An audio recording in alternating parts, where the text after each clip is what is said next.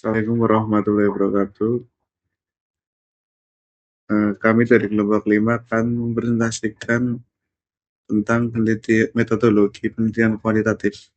Sebelumnya, nama saya berpasti NIM 24293040 dan ada Muhammad Ademas NIM 24293018. Data dari Firmasya NIM 24293026. Di sini saya akan membahas tentang pengertian penelitian kualitatif. Penelitian kuantitatif adalah metode penelitian yang menggunakan data berupa angka dan analisis statistik untuk menguji hipotesis. Menurut Sugiono, penelitian kuantitatif adalah metode penelitian yang berlandaskan pada filsafat positivisme digunakan untuk meneliti populasi atau sampel tertentu. Contohnya kita meneliti pengaruh penggunaan HP terhadap nilai siswa atau yang diambil berupa angka seperti durasi penggunaan HP dan nilai ujian. Selanjutnya ada ciri-ciri penelitian kuantitatif. Yang pertama ada data berupa angka. Yang kedua menggunakan statistik atau pakai rumus. Yang ketiga bersifat objektif. Yang keempat menggunakan sampel besar. Yang kelima instrumen penelitian terstruktur. Bisa konvensional atau survei. Selanjutnya ada tujuan penelitian kuantitatif. Yang pertama adalah menguji hipotesis, dugaan awal benar atau tidak. Yang kedua, menentukan hubungan antar variabel, apakah dua tersebut saling terkait. Yang ketiga, mengukur pengaruh variabel, seberapa besar dampaknya. Yang keempat, membuat generalisasi hasil penelitian berlaku untuk banyak orang. Selanjutnya ada jenis penelitian kuantitatif. Yang pertama deskriptif, yaitu menggambarkan fenomena. Yang kedua korelasional, hubungan antara variabel. Selanjutnya ada eksperimen, yaitu pengaruh sebab akibat. Yang keempat survei, pengumpulan data dari responder. Selanjutnya akan dibacakan oleh Randy Firmansyah. Selanjutnya ada langkah-langkah penelitian kuantitatif. Langkah-langkah penelitian ya. Anjir ilate keslewet. Bismillahirrahmanirrahim.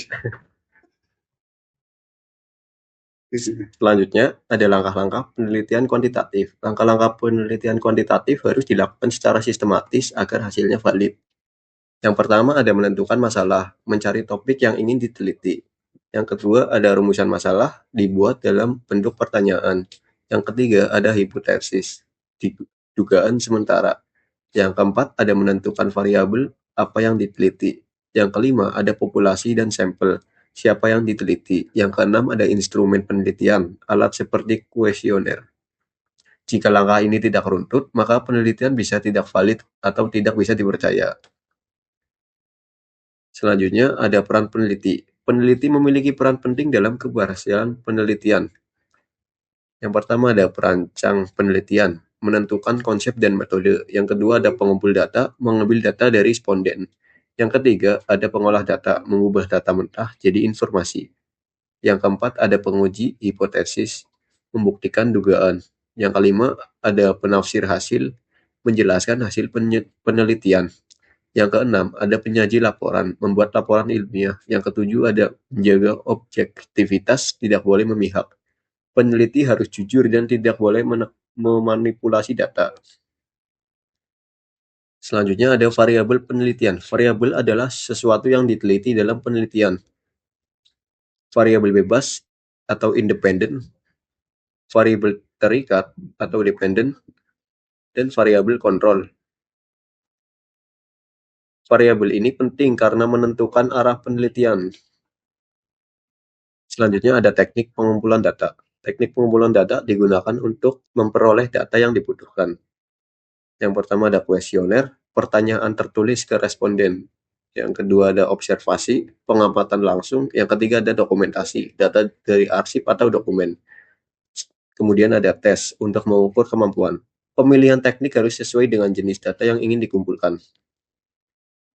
Selanjutnya ada analisis data. Data yang sudah dikumpulkan kemudian dianalisis menggunakan statistik.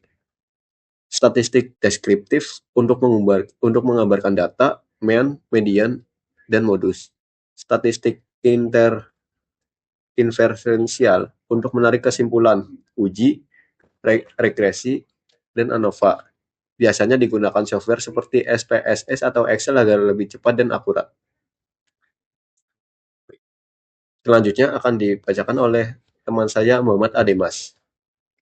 Ini adalah kelebihan penelitian kuantitatif. Penelitian kuantitatif memiliki beberapa kelebihan yang membuat metodologi ini banyak digunakan. Yang pertama adalah data objektif dan terukur. Artinya data berupa angka, jadi tidak dipengaruhi pendapat atau perasaan peneliti. Contohnya, nilai 80 jelas lebih tinggi dari 70. Tidak bisa diperdebatkan. Yang kedua adalah hasil dapat digeneralisasi.